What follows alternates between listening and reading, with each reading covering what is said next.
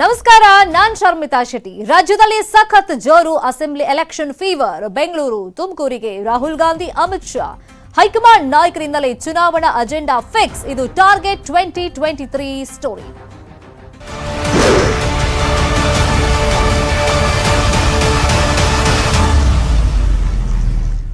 ಚಿಕ್ಕಬಳ್ಳಾಪುರ ಜಿಲ್ಲೆಯ ಮುದ್ದೇನಹಳ್ಳಿಯಲ್ಲಿ ಅಮಿತ್ ಶಾ ಸತ್ಯಸಾಯಿ ಗ್ರಾಮದಲ್ಲಿ ಸೂಪರ್ ಸ್ಪೆಷಾಲಿಟಿ ಆಸ್ಪತ್ರೆಗೆ ಶಂಕುಸ್ಥಾಪನೆಯನ್ನ ನೆರವೇರಿಸಿದ್ದಾರೆ. 400 ಹಾಸಿಗೆಗಳ ಸಾಮರ್ಥ್ಯದ ಆಸ್ಪತ್ರೆಗೆ ಶಂಕುಸ್ಥಾಪನೆ ಮಾಡಿದ್ದಾರೆ. ಸತ್ಯಸಾಯಿ ಗ್ರಾಮದಲ್ಲಿ ವೇದಿಕೆ ಕಾರ್ಯಕ್ರಮ ನಡೀತಾ ಇದೆ. ಕೋಲಾರ, ಚಿಕ್ಕಬಳ್ಳಾಪುರ ಜಿಲ್ಲೆಗಳ ಮುಖಂಡರು ಇದರಲ್ಲಿ ಪಾಲ್ಗೊಂಡಿದ್ದಾರೆ. ಸತ್ಯಸಾಯಿ ಆಶ್ರಮದ ಮಧುಸೂದನ ಸಾಯಿ ಉಪಸ್ಥಿತರಿದ್ದಾರೆ.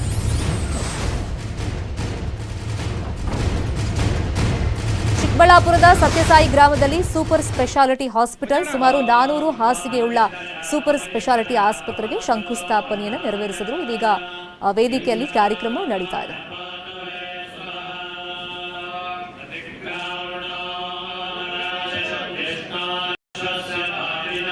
ಇನ್ನು ಕಾರ್ಯಕ್ರಮದ ವೇದಿಕೆ ಮೇಲೆ ಅಮಿತ್ ಶಾ ಅವರು ಮಾತಾಡ್ತಾ ಇದ್ದಾರೆ. ನೋಡಿ, मेडिकल कॉलेज भी जुड़ेगा. मुझे बहुत आनंद है कि मेडिकल कॉलेज भी निःशुल्क चलाने का यहां पर एक संकल्प लिया गया है. शायद दुनिया का तो मालूम नहीं है, मगर भारत का सबसे पहला निःशुल्क मेडिकल कॉलेज बनेगा, इसका मुझे पूरा विश्वास है.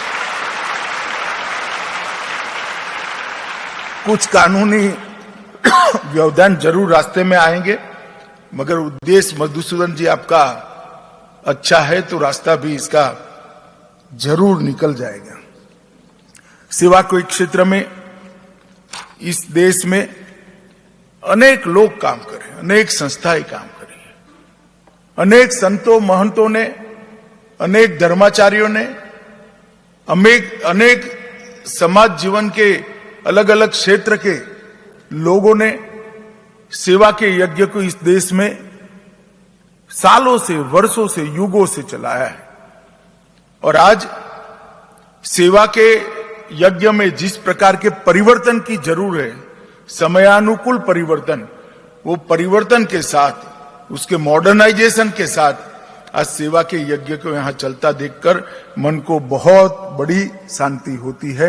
मैं बहुत बहुत शुभकामनाएं मधुसूदन साई जी और उनकी पूरी टीम को देता हूं कि ईश्वर आपके प्रयास को बहुत बहुत सफलता दे. मित्रों, मैं आज सिर्फ इतना ही कहना चाहता हूं कि ट्रस्ट अनेक सारे काम कर रहा है. 30 से अधिक स्कूलों, एक विश्वविद्यालय, कर्नाटक के 19 जिलों के 26 कैंपों में लगभग 5000 छात्र, तेलंगाना और तमिलनाडु में भी एक एक कैंपस है. 5000 छात्र निःशुल्क शिक्षा और संस्कार दोनों की प्राप्ति कर रहे हैं. और मुझे जब सबसे अच्छा ये लगा, जब मैं थोड़ा डिटेल मंगाया, मेरे कार्यालय ने जो डिटेल आया उसमें बीए विथ वैदिक साइंस, बीए विथ म्यूजिक और बीए विथ भारतीय नृत्य की डिग्री भी यहां पर दी जाती है. हमारी ये परंपराएं इसलिए नहीं संभाल कर रखना है कि ये हमारी है. मेरा दृढ़ विश्वास है वेद और उपनिषद में पूरी दुनिया की समस्याओं का समाधान आज भी छिपा हुआ है. अगर हम इसको बढ़ाते हैं, इसको सजो कर रखते हैं, इसका संरक्षण और संवर्धन करते हैं, तो हम विश्व शांति और विश्व कल्याण के लिए काम कर रहे हैं. हमारा नृत्य, भारतीय नृत्य और भारतीय संगीत भी सिर्फ मन के आह्लाद के लिए नहीं है, मन को चीर शांति पहुंचाने के लिए है. मन को चीर शांति प्राप्त करने के बाद मन को स्थित अवस्था में लाने के लिए है, और स्थित अवस्था में लाने के बाद ऊर्ध्वगति देने के लिए भी हमारा संगीत और नृत्य इस प्रकार से इसकी रचना की गई है. इसलिए दुनिया के किसी भी संगीत के शास्त्र में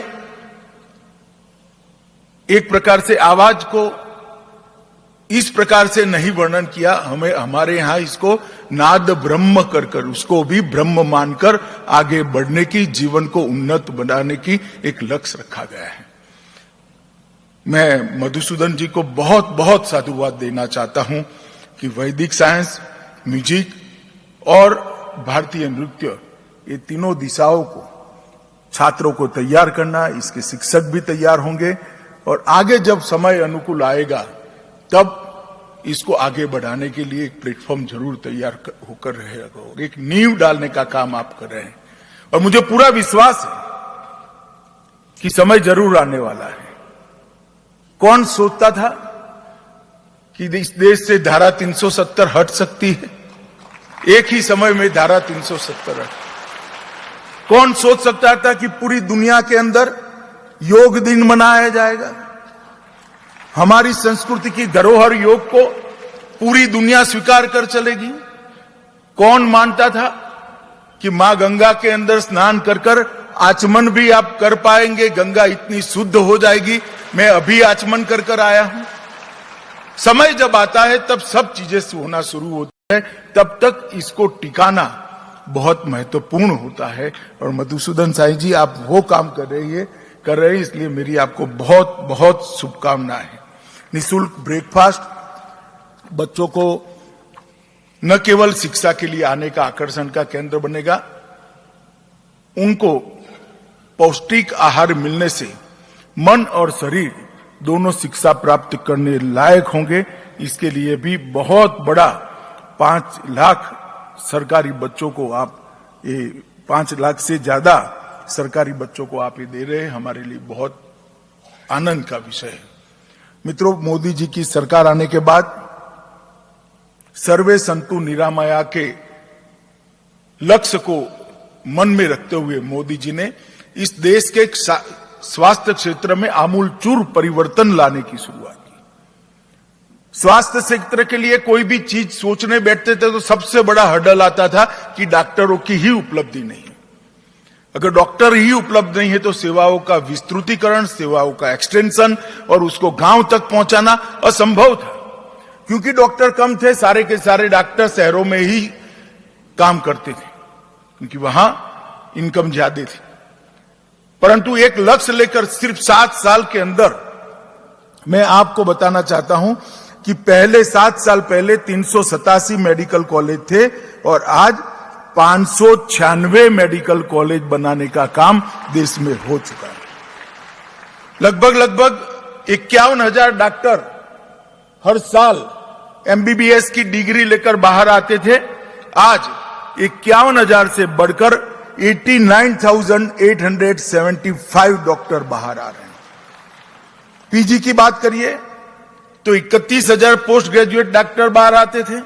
आज 31,000 टू 62,000 डॉक्टर हर साल पोस्ट ग्रेजुएट होकर बाहर आते हैं। एक बहुत बड़ा मेडिकल एजुकेशन का इंफ्रास्ट्रक्चर देश में बनाने का काम नरेंद्र मोदी जी ने एक विजनरी की तरह हाथ में लिया है और ये अभी आधे भी नहीं पहुंचे, लक्ष्य बहुत दूर है, मगर एक संगीन शुरुआत, एक मजबूत शुरुआत भारतीय जनता पार्टी की नरेंद्र मोदी सरकार ने की है। इसके साथ साथ इलाज के लिए कितने ऐसे सत्यसाई सरला अस्पताल चलते होंगे? बहुत कम चलते होंगे। गरीब के पास इलाज के लिए पैसा ही नहीं था। मोदी जी ने प्रधानमंत्री आयुष्मान भारत योजना लाकर देश के 80 करोड़ गरीबों को 5 लाख तक का सारा स्वास्थ्य के खर्चे से मुक्त कर दिया। और इसके कारण ये बहुत मल्टी डायमेंशनल एक निर्णय था। इसके कारण अब स्वास्थ्य सेवाएं गांव के अंदर परकोलेट हो रही है। कोई डॉक्टर उसका अपना अस्पताल तो खोल लेगा, डिस्पेंसरी भी खोल लेगा, छोटा सा ऑपरेशन थिएटर भी बना लेगा, मगर ऑपरेशन कराने कौन आएगा? आज सबके पास 5 लाख का कार्ड है। एमबीबीएस, एमएस और एमडी हुए डॉक्टर गांव में जाकर अपनी डिस्पेंसरी खोलना शुरू हो गए हैं और स्वास्थ्य सेवाओं को गांव तक रीच पहुंचना शुरू हुई।